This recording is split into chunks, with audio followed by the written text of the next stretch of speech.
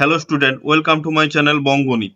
তো আজ নিয়ে চলে এসেছি নবম শ্রেণীর তৃতীয় পর্যায়ক্রমিক মূল্যায়নের রায়মার্টিন প্রশ্ন বিচিত্রা 2 নম্বর স্কুলের অঙ্কের সমাধান নিয়ে।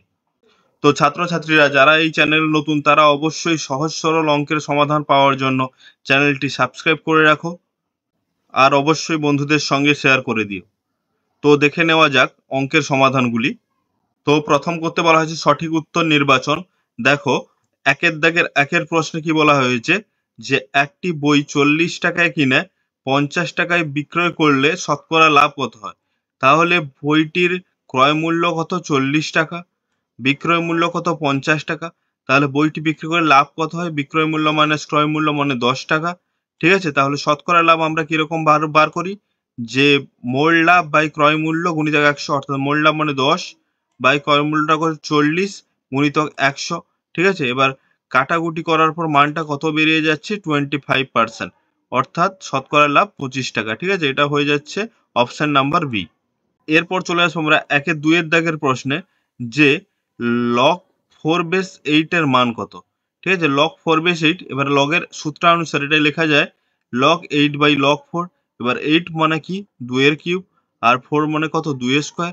এবার লগে ঘাতের উপরে ঘাত থাকলে এটা সামনে ঘুরে আসবে, তাহলে কি হবে? 3টা সামনে ঘুরে এলো আর নিচে 2টা সামনে ঘুরে এলো, তাহলে লগ টু ওপর নিচে কেটে যাচ্ছে, তাহলে মানটা কত বেরিয়ে যাচ্ছে? 3/2। ঠিক আছে, এইটা হয়ে যাবে সঠিক উত্তর, তাহলে অপশন নাম্বার সি সঠিক হয়ে যাচ্ছে। এরপর চলে আসবো আমরা একের তিনের প্রশ্নে যে একটি সমকোণী ত্রিভুজের অতিভুজের দৈর্ঘ্য 8 সেমি হলে ত্রিভুজটির পরিব্যাসার্ধের দৈর্ঘ্য কত হবে। তাহলে আমরা জানি যে সমকোণী ত্রিভুজের পরিবৃত্তের ব্যাস মানেই ত্রিভুজের অতিভুজের দৈর্ঘ্য। কারণ দেখো ছবিটাই আছে, দেখো যে সমকোণী ত্রিভুজের যে পরিবৃত্ত আঁকা আছে তার ব্যাস দেখো ত্রিভুজের এই অতিভুজের সঙ্গে সমান হচ্ছে। তাহলে ত্রিভুজের অতিভুজের দৈর্ঘ্য কত দেওয়া আছে? 8। তাহলে পরিব্যাসার্ধ কত হবে? অর্থাৎ ব্যাসার্ধ মানে ব্যাসের অর্ধেক, অর্থাৎ 8/2 সমান 4 সেমি, অর্থাৎ অপশন নাম্বার এ সঠিক হয়ে যাচ্ছে। এরপর চলে আসবো আমরা একের চারের প্রশ্নে যে ABCD বর্গক্ষেত্রের এ ও বি শীর্ষবিন্দুর স্থানাঙ্ক যথাক্রমে 2,4 আর 5,7। তাহলে এর কর্ণের দৈর্ঘ্য কত? ঠিক আছে, তাহলে ABCD বর্গক্ষেত্রে এ বিন্দু স্থানাঙ্ক দেওয়া আছে 2,4, বি বিন্দু স্থানাঙ্ক দেওয়া আছে 5,7। তাহলে আমি বর্গক্ষেত্রের বাহুর দৈর্ঘ্য পেয়ে যাব, অর্থাৎ AB দূরত্বটা। ঠিক আছে, দূরত্ব নির্ণয় সূত্র √x1 - x2 whole square plus y1 - y2 whole square. তাহলে সূত্র থেকে আমরা ক্যালকুলেশন করলাম, ক্যালকুলেশন করে মানটা কত বের হয়ে যাচ্ছে? 3√2। এটা হবে বাহুর দৈর্ঘ্য। এবার বাহুর দৈর্ঘ্য দেওয়া থাকলে আমরা কর্ণের দৈর্ঘ্য সহজে বের করতে পারবো, কারণ কর্ণের দৈর্ঘ্য নির্ণয়ের সূত্রটা কি? √2 ইন্টু বাহু। তাহলে √2 ইন্টু বাহু দৈর্ঘ্য কত বেরিয়েছে? 3√2। তাহলে 3√2 ইন্টু √2 মানে কত হয়ে যাচ্ছে? 6 একক। তাহলে অপশন নাম্বার ডি সঠিক হয়ে যাচ্ছে। ঠিক আছে, এরপর চলে আসবো আমরা একের পাঁচের প্রশ্নে যে একটি সমবাহু ত্রিভুজের প্রতিটি বাহুর দৈর্ঘ্য 4 সেমি হলে ত্রিভুজটির উচ্চতার পরিমাপ কত। এবার ত্রিভুজের প্রতিটি বাহুর দৈর্ঘ্য দেওয়া আছে 4 সেমি। এবার সমবাহু ত্রিভুজের উচ্চতার সূত্র কি হয়? √3/2 ইন্টু বাহু, অর্থাৎ √3/2 ইন্টু 4, মানে কাটাকুটি করার পর মানটা বেরিয়ে যাচ্ছে 2√3। তাহলে অপশন নাম্বার এ সঠিক হয়ে যাচ্ছে। এরপর চলে আসবো আমরা একের ছয়ের প্রশ্নে যে আয়তলেখ অঙ্কনের ক্ষেত্রে প্রতিটি শ্রেণী আয়তক্ষেত্রের ভূমি কি হবে? ভূমি হবে শ্রেণী দৈর্ঘ্যের সঙ্গে সমান। এটা অপশন নাম্বার ডি সঠিক হয়ে যাবে। তো এরপর চলে আসবো আমরা 2 এর শূন্যস্থান পূরণে যে ক্রয় মূল্যের ওপর 10% লাভ হলে বিক্রয় মূল্যের ওপর শতকরা লাভ কত। ঠিক আছে, তাহলে ক্রয় মূল্যের ওপর 10% লাভ হয়েছে, অর্থাৎ 100 টাকায় ক্রয় করতে 10 টাকা লাভ হয়েছে, তাহলে বিক্রি করেছে কত টাকায়? 110 টাকায়, তবেই না 10 টাকা লাভ হবে। তাহলে বিক্রয় মূল্য 110 টাকা হলে লাভ হবে 10 টাকা, বিক্রয় মূল্য 100 টাকা হলে শতকরা লাভ কত। এবার বিক্রয় মূল্যের সঙ্গে লাভের কি সম্পর্ক? সরল সম্পর্ক। তাহলে নির্ণয় লাভ কি হবে? 10 ইন্টু সরল সম্পর্ক উল্টে বসে 100/110, তাহলে কত বেরিয়েছে মানটা? 100/11। তাহলে আমরা যদি মিশ্র করি মানটা হচ্ছে 9.1-11%। এটা হয়ে যাবে উত্তর। এরপর চলে আসবো আমরা 2 এর প্রশ্নে সূচক থেকে একটা অঙ্ক আছে যে 4 গুণিতক 5 সমান 500 হলে x এর মান কত। তাহলে 4 ইন্টু 5 সমান 500, অর্থাৎ 500। তাহলে 5 ইকুয়াল টু, এবার 4টা গুণে আছে এদিকে ভাগে এলো, তাহলে 5 ইকুয়াল টু কত হবে? 125। 500কে 4 দিয়ে ভাগ করলে তাহলে 5 ইকুয়াল টু 125 মানে কত? 5 এর কিউব। উভয় পক্ষে 5 ক্যান্সেল হলে x এর মান কত বেরিয়ে যাচ্ছে? 3। এবার মান বার করতে বলেছে কার? x, অর্থাৎ 3^3, অর্থাৎ 3^3 মানে 3^3 মানে উত্তর হয়ে যাবে কত? 27। এরপর চলে আসবো আমরা 2-3 প্রশ্নে। কোন ত্রিভুজের কোণগুলি অর্ধ সমদ্বিখণ্ডক তিনটি যে বিন্দুতে মিলিত হয় সেই তাকে ত্রিভুজের ড্যাশ বলে, এটা হবে অন্তঃকেন্দ্র বলে। উত্তর হয়ে যাবে অন্তঃকেন্দ্র। এরপর চলে আসবো আমরা 2-4 প্রশ্নে, যে 6,0 ও 0,6 বিন্দুদ্বয়ের মধ্যবিন্দু স্থানাঙ্ক কত? তাহলে মধ্যবিন্দু স্থানাঙ্কের সূত্র কি? x1 plus x2/2 y1 plus y2/2। তাহলে এখানে x1 টা 6, y1 টা 0, x2 টা 0, তাহলে 6 প্লাস 0/2 আর y1 টা 0 আর y2 টা 6, তাহলে 0 প্লাস 6/2, তাহলে যোগ করলে কত হচ্ছে? 6/2, 6/2 অর্থাৎ 3,3। এইটা হয়ে যাবে মধ্যবিন্দু স্থানাঙ্ক। দেখো এরপর চলে আসবো আমরা 2-5 প্রশ্নে, যে একটি বৃত্ত একটি বর্গক্ষেত্রের অন্তর্লিখিত। তাহলে বর্গক্ষেত্রের বাহুর দৈর্ঘ্য 9 সেমি হলে বৃত্তের ব্যাসের দৈর্ঘ্য কত হবে? তাহলে বৃত্তটি বর্গক্ষেত্রের ভেতরে আছে, তাহলে ছবিতে একটু ভালো করে দেখো যে বর্গক্ষেত্রের বাহু মনেই হয়ে যাচ্ছে কি বৃত্তের ব্যাস, অর্থাৎ বর্গক্ষেত্রের বাহু মানেই বৃত্তের ব্যাস, মনে উত্তর হয়ে যাবে 9 সেমি। এরপর চলে আসবো আমরা 2-6 প্রশ্নে, যে পরিসংখ্যা বহুভুজ অঙ্কন করা হয় শ্রেণী পরিসংখ্যা ও শ্রেণীর ড্যাশ দ্বারা মধ্যমান দ্বারা। ঠিক আছে, এটা হয়ে যাবে ড্যাশে মধ্যমান। এরপর আমরা চলে আসবো 3 দাগের সত্য মিথ্যায়, যে একটি দ্রব্য পরপর 20% ও 10% ছাড়ে বিক্রি করা হলে সমতুল্য ছাড় হবে বলেছে 32%। এটা সত্য না মিথ্যা আমরা দেখব। যে দ্রব্যটা যদি ধার্য মূল্য আমরা 100 টাকা ধরি, 100 টাকায় 20% ছাড় মানে কত হয়ে যাচ্ছে দামটা? 80 টাকা। আবার 10% ছাড়, পরপর ছাড় দেওয়া হয়েছে। 80 টাকার 10% ছাড় মানে 8 টাকা ছাড়। তাহলে আগে ছাড় ছিল 20 টাকা, এখন ছাড় 8 টাকা। তাহলে সমতুল্য ছাড় কত হচ্ছে? 20 যুক্ত 8 মানে 28% হয়ে যাচ্ছে, কিন্তু আমাদের এখানে বলা হয়ে আছে 32%, তাহলে এটা মিথ্যা হয়ে যাবে। এরপর চলে আসবো আমরা 3-2 প্রশ্নে, যে 2x - y 5 সমীকরণটির একটি সমাধান x সমান 3, y সমান -1। তাহলে এই সমীকরণটির সমাধান যদি এইটা হয়, তাহলে x আর y দ্বারা এই মান দ্বারা সমীকরণটি সিদ্ধ হবে। কিন্তু আমরা সিদ্ধ করে দেখলাম, অর্থাৎ x এর জায়গায় y জায়গায় মান বসিয়ে দেখলাম, বেরোচ্ছে কত? 7। কিন্তু 2x - y মানটা কত আছে? 5 আছে, কিন্তু বেরিয়ে যাচ্ছে কত? 7। তাহলে এটা সিদ্ধ হচ্ছে না, তাহলে ওর সমাধান 3 আর 1 হবে না, এটা মিথ্যা হবে। এরপর চলে আসবো আমরা 3-3 প্রশ্নে, যে ত্রিভুজ এবিসি এর এডি মধ্যমা, ভর কেন্দ্র জি, এডি 12 সেমি হলে জিডি 8 সেমি হবে। তাহলে দেখো ত্রিভুজটা আঁকা আছে, তার ভর কেন্দ্রটা জি। এবার ভর কেন্দ্র মধ্যমাকে 2:1 অনুপাতে বিভক্ত করে, আর এডিটা দেওয়া আছে 12 সেমি। তাহলে জিডিটা দেখো, এই জিডিটা কতটা? 1 অনুপাতে আছে। তাহলে এডির কত অংশ?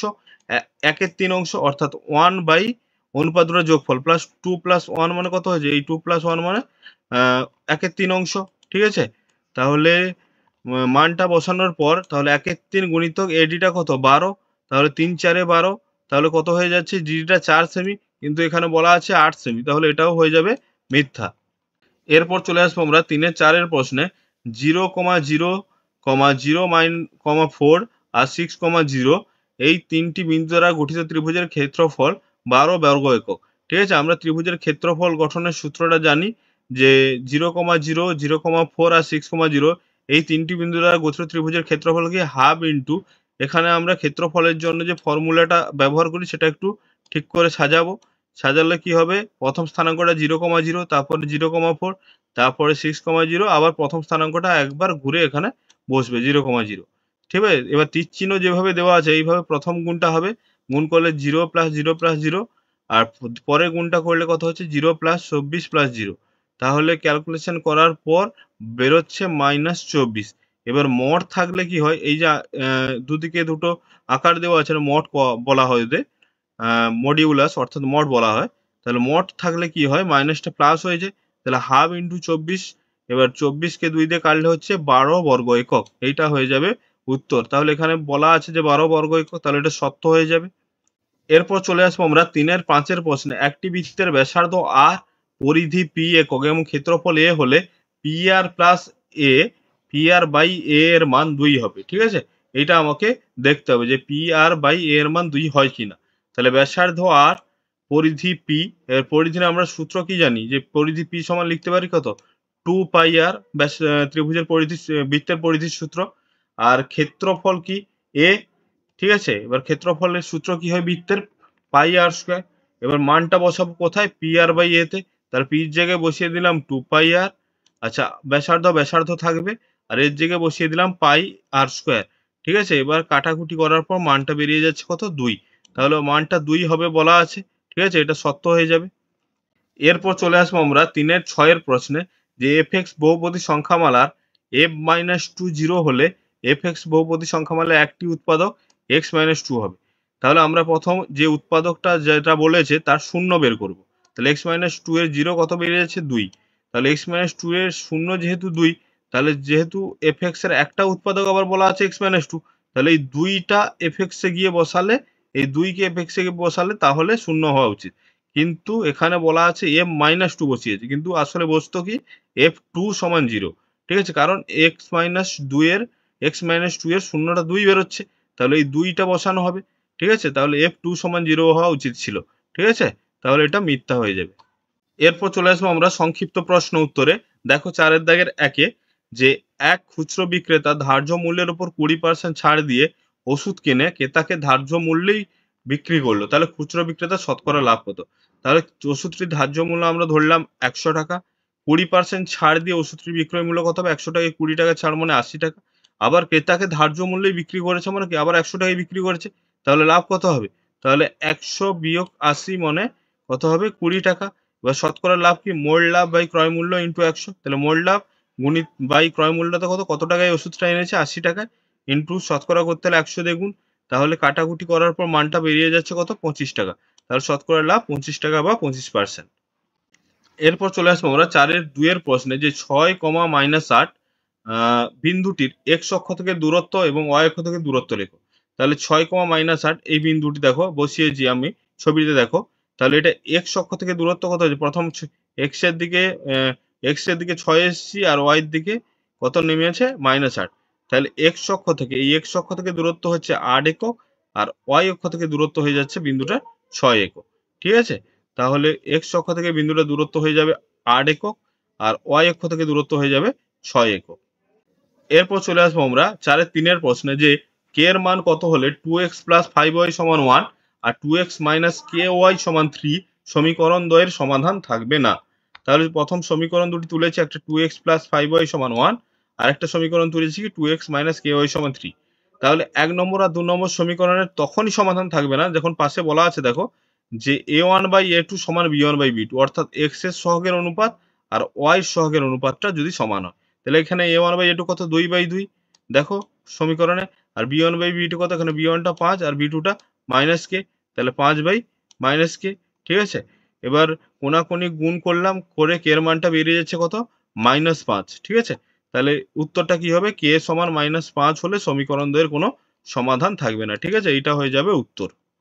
এরপর চলে আসবো আমরা 4-এর প্রশ্নে, যে প্রমাণ করো log 1 + 2 + 3 = log 1 + log 2 + log 3।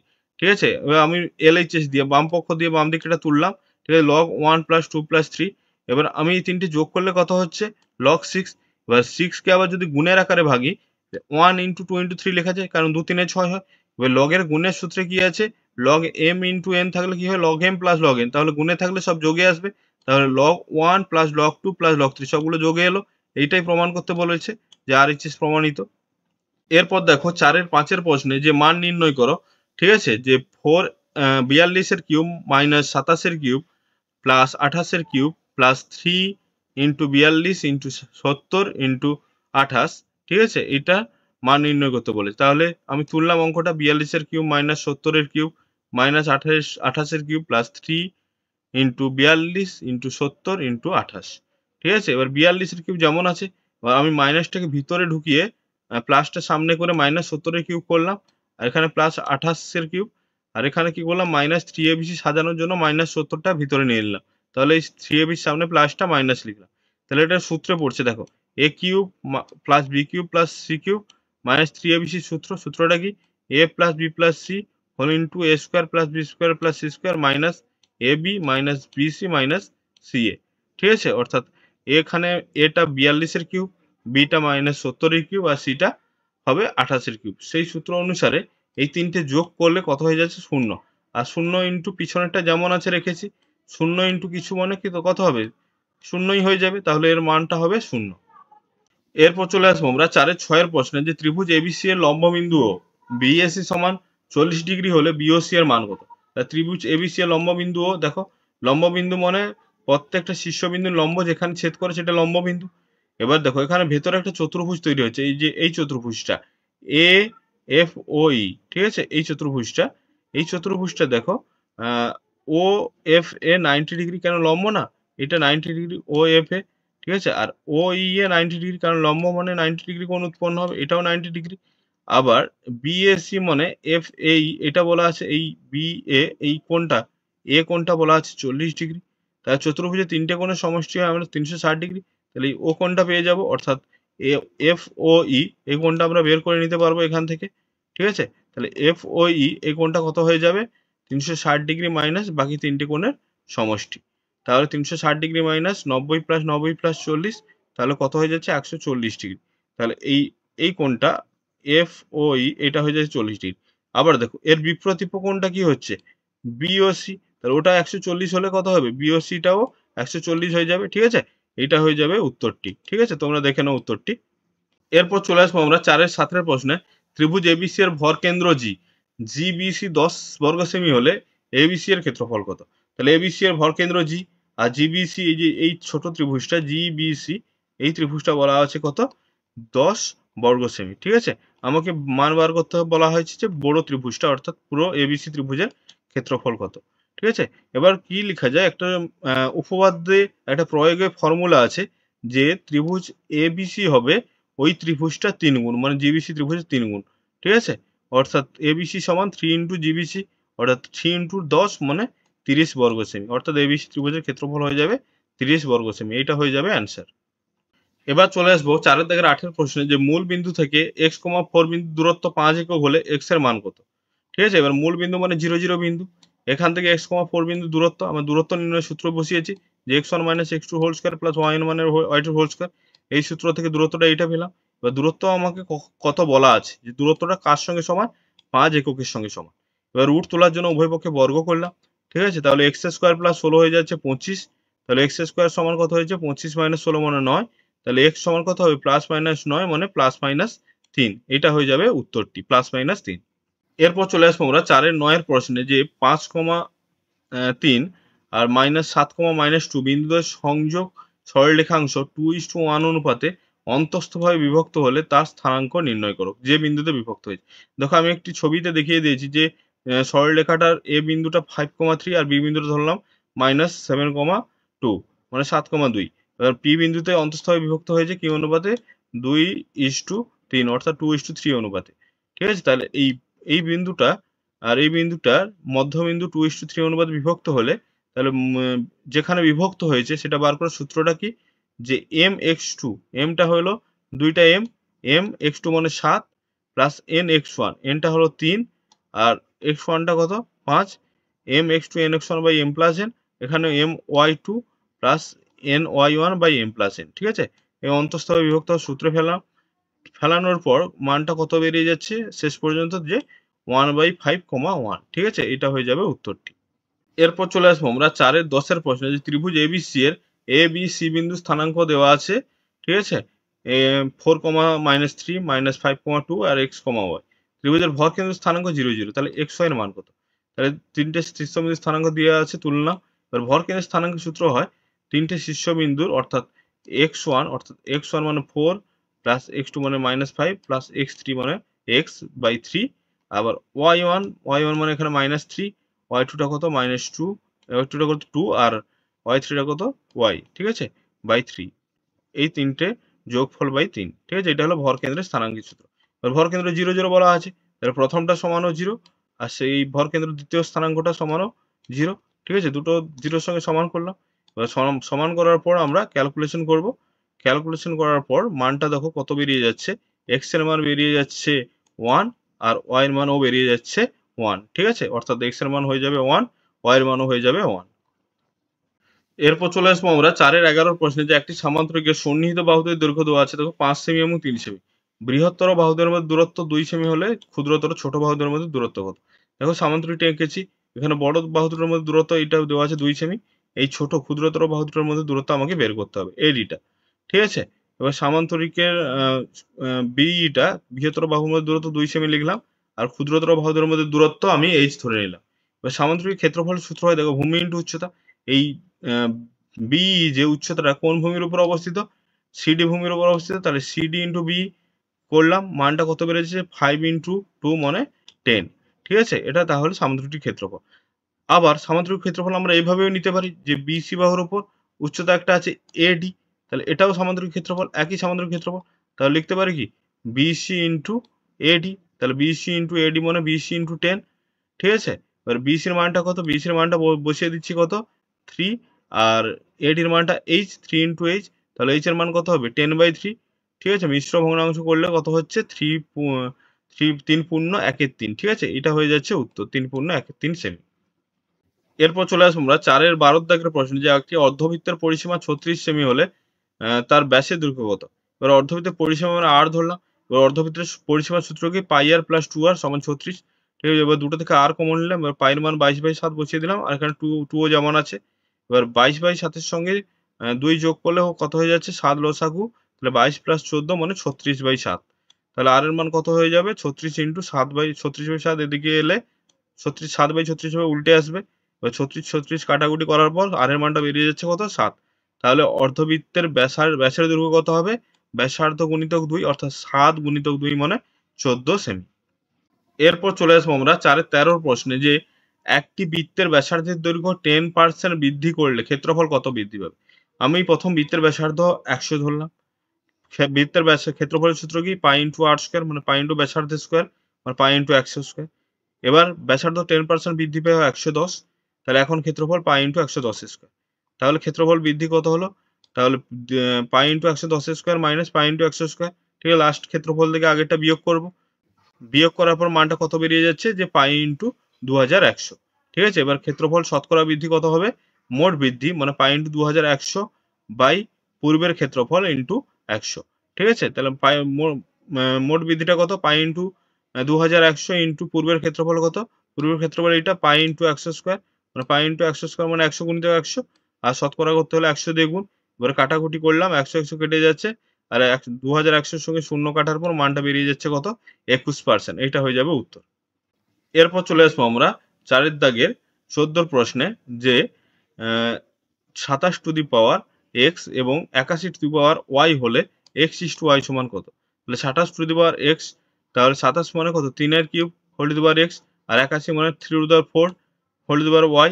ঠিক আছে, এবার ঘাতের উপরে ঘাত থাকলে ঘাতে ঘাতে গুণ হয়। ঠিক আছে, তাহলে 3 টু দি পাওয়ার 3x সমান 3 টু দি পাওয়ার 4y। উভয় পক্ষে 3 ক্যান্সেল হওয়ার পর কত বেরিয়ে যাচ্ছে মানটা? যে 3x ইকুয়াল টু 4y। তাহলে x by y equal to 4/3। ঠিক আছে, অর্থাৎ x আর y এর অনুপাত হয়ে যাবে 4:3। তো ছাত্রছাত্রীরা, আজকের ভিডিও এখানেই শেষ করছি। দেখা হচ্ছে পরের ভিডিওতে আর একটি অঙ্কের পেজের সমাধান নিয়ে।